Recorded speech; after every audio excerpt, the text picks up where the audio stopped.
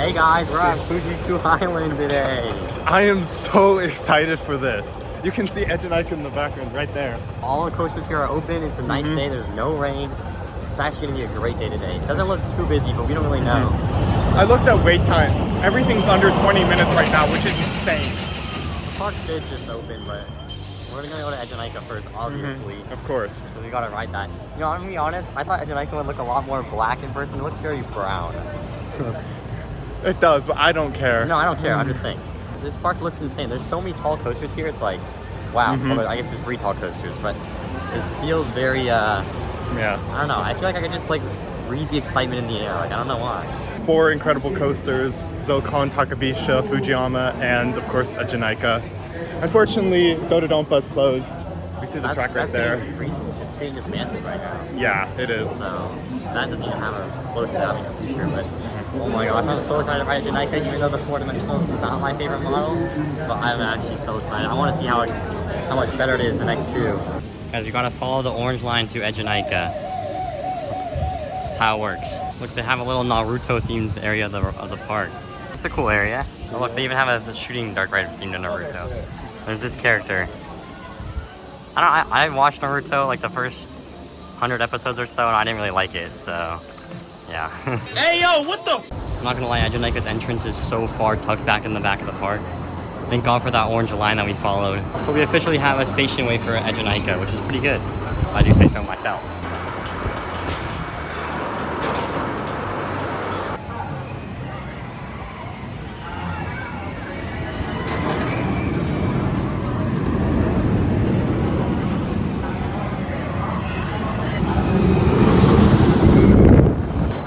We just rode Eejanaika in the front row and the back row. We did it twice. Everything is so much better than X2. I think it's smoother than X2. It doesn't have any like super strange jolts or anything.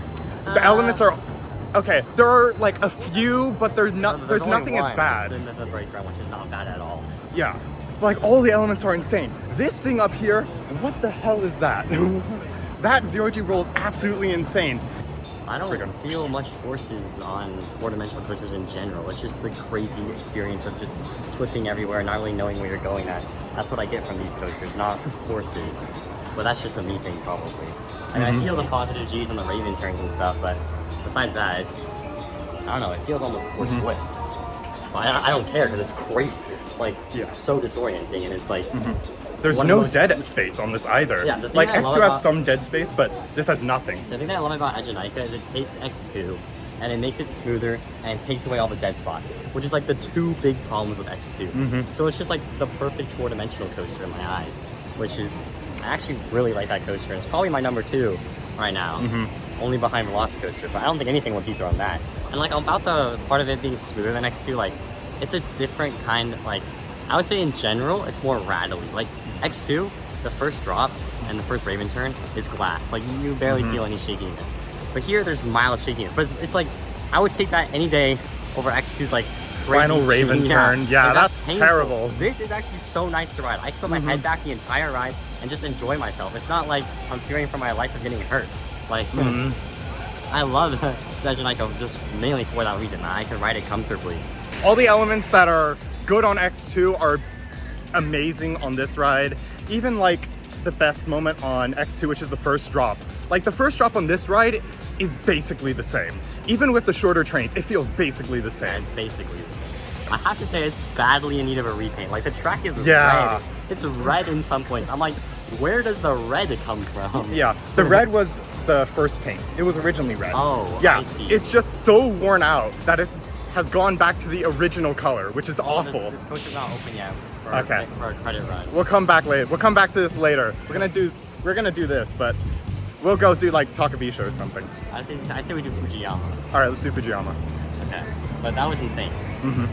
Bro, what an interesting raft ride. I'm excited to ride this later. It's also like 86 degrees today, so it's really hot. Before we get on Fujiyama, which is right here, I have to say, this park is like honestly one of the ugliest parks I've been to. But when you have a view of Mount Fuji like that, and there's all these mountains around you, it's actually one of the nicest looking parks in the world. I'm not even gonna lie. Or you can see Dodonpa's deconstruction from here. They're definitely doing work, something. Look, they do a facial recognition thing at every ride, including the entrance.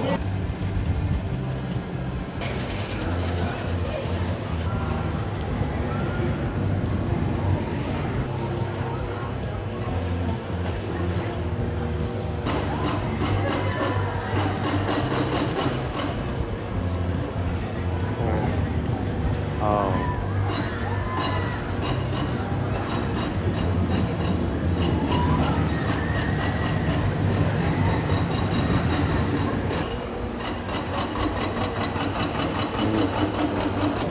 So that coaster really had me in its first half. I was like actually convinced that was a good ride. Yeah. It has amazing airtime and like just floater on every single drop.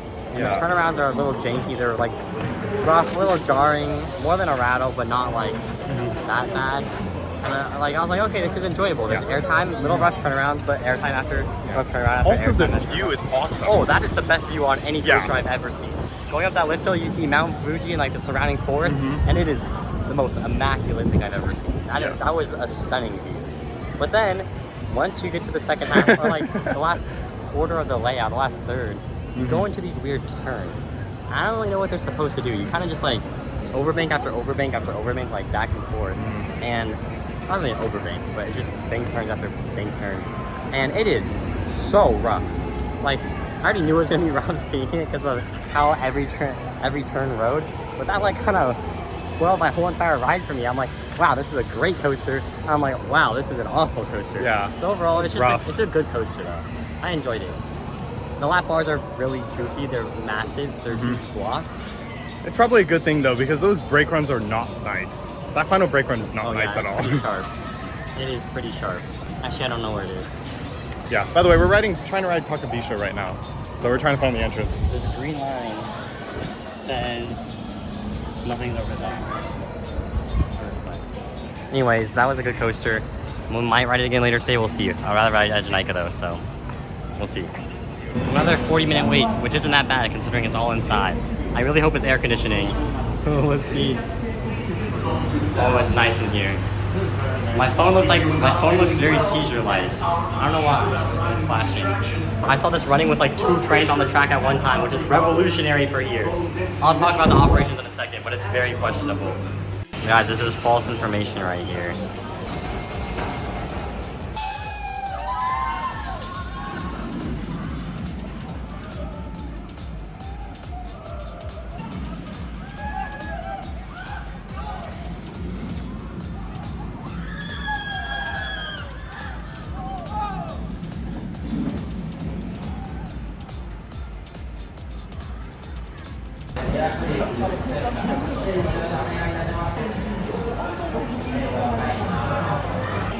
Okay, we just got off Takabisha. Yeah. It was alright. I'm so confused with VR, to be honest. So I feel like all the inversions and like the turns kind of don't do that much. I like the coaster because of the launch. The launch is amazing. And then like the drop is really fun, but the brakes really do kill all the momentum, and like it builds up the height to the drop going up that vertical lift, and then you just very slowly roll over with the big brakes, and it's kind of like, wow, I thought I was gonna be a lot scarier than that. Yeah. At least for me. That launch is, but just like you said, that launch is insane though. That is definitely the highlight of the ride, that first launch. Yeah, for sure. It's very powerful, especially for like an LSM. It's insane. Now, I don't know what we're gonna do next. Maybe Zocon, Is that maybe a get flying deer pictures. over there? I don't know, let's go check it out. It's a smoking area. I don't want to go back in that bad. Hey, look, there's Attack on Titan. Yes, sir. Bro, look at Captain Levi. What a baddie, bro. That's what she said. If you watched our Lotte World vlog, I'm constantly looking for a flying theater that I enjoy as much as soaring. And this sure does come close. I really enjoyed that. Did you enjoy that as much as I did? I didn't enjoy it as much as you did because I don't really have any association with the franchise. Yeah, I'm in love with the franchise. Attack on Titan is so cool. Especially because like I always wanted to fly with their gear. It's called omnidirectional moving gear, and like that is the closest you'll ever come to actually doing it in real life. But I have a lot of complaints with the ride. Number one, I don't like that you use shitty 3D animation. It looks so bad. It's actually so bad. I wish they 2D animated the whole thing. But it is a seasonal event, so it makes sense that they 3D animated it and use like copy and paste like animations instead of like actually animating a full-on sequence. And the other thing that drove me crazy is they did not animate the strings that fly out of the gear where you attach onto it. Because like the whole entire time this dude was just flying everywhere. Like he basically had a jetpack. And I was like, this is not accurate to the story at all. And also another thing that pissed me off is like the battle scene takes place in a field where in the show they would have nothing to latch onto and they could not fly anywhere in the field. Yeah, we're just flying, zooming, like, just infinitely flying around the entire field, killing the Titans. I'm like, without even like grasping onto them with any strings. I'm like, we're just flying. There's a lot of good effects. There's wind, there's a lot of water. Every time you kill one of the Titans, like the blood would splatter and the water would get all over you. So it's like, wow, okay. I'll say, with the wind, I really liked, they had some sections that were slow motion. I liked how they toned down the wind to show like you're actually in slow motion. That was a nice touch. Yeah, I don't know. I really enjoyed that, but I like Attack on Titan a lot. It's one of my favorite shows, so I really enjoyed that. But, you know, it's a flying theater. It's not crazy. I think we're going to go do Zokon next or eat lunch. I don't know. We'll see what we do. One of the two. Yeah. Okay, we're going to do Zokon right now. I'm actually kind of excited for this coaster. People will call it the Hagrids of Asia, but... He didn't do Hagrids. Yeah, I didn't do Hagrids because it was closed. So yeah, I'm actually really excited for this. It doesn't look very well themed as compared to Hagrids, but the layout looks good. 50 minutes. And we're going to muscle through this. This building looks really cool for Fuji Q, I'm not going to lie.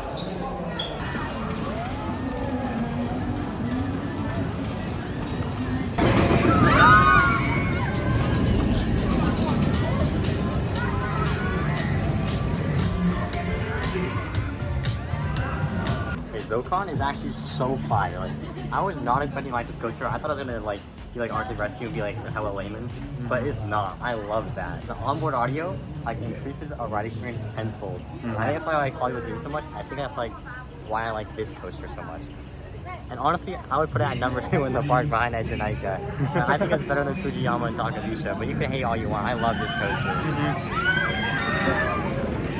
Right now. The onboard audio is like a J-pop song, and like they time it so like whenever you drop off or as soon as you switch going backwards, the beat would drop. So like that extra added experience and thought to it really enhances my ride experience. It was really awesome. Like that was just such a fun coaster. I mean, the forces, you have some mild positives, but it's just wind in your face. It's smooth. The LSMs are actually surprisingly punchier than I thought they would be. Yeah. I feel like the weak section is the backwards section. That's where you lose all your speed, but... But like, it's still interesting because you can't see where you're going. Yeah, it's a novelty of going backwards. But let's talk about the big issue with this ride. The operations. This coaster has the worst operations in the world, probably. I've never seen a coaster with as bad operations as Zokon, which is crazy. The line like was like 4 or 5 trains worth of people, and it took 40 minutes. Yeah. It was terrible. It was like absolutely abhorrent. They check the lap bar, or they check your seatbelt first, and then they check the lap bar the second time. But the problem is like, it's a one-sided station, and they wait for everyone to get off the train and leave the station platform for them to even open up the gates. So it just takes forever. But yeah, we're gonna go eat lunch now because I'm very hungry. Yeah, so. we haven't eaten anything all day, so we're gonna go eat now. It's only 12 o'clock though, so it's not like it's crazy late. Yeah. We're gonna find a place to eat. Okay, we're eating at a Naruto-themed ramen shop. This is actually pretty fire, I'm not gonna lie. But do you remember what you got? I got the fire hot ramen. I don't know, this seems to one of the characters. I got Sasuke's blue soda. I don't remember the character for my ramen, but it looks decent enough. Bro, I love this Naruto seaweed. It's sick. Also, the soda tastes like blueberry soda. I like themed dining experiences. That was pretty enjoyable. My blue soda. The ramen was... And we had better ramen on our trip, but we're doing the Naruto ride now. The shooting ride. It looks really cool already. Look, I beat Darren. On the very last room. I can't see anything right now. Oh my. It's so bright right now. It's also so hot. Dude, that dark ride was actually fire. It's a trackless ride system, which I was not expecting. And it's the same shooting system as Toy Story Midway Mania. It's all Naruto themes, and it was very good. A lot more accurate than yesterday's chicken one. From Nagashima Spotland. I think we're gonna do the Rapids ride right now. Hopefully it's not too long of a wait. It is really hot out right now. Yeah. The Rapids ride looks really cool. So I hope you get really wet. It's I think it's 87 degrees right now. That's my check. So, yeah.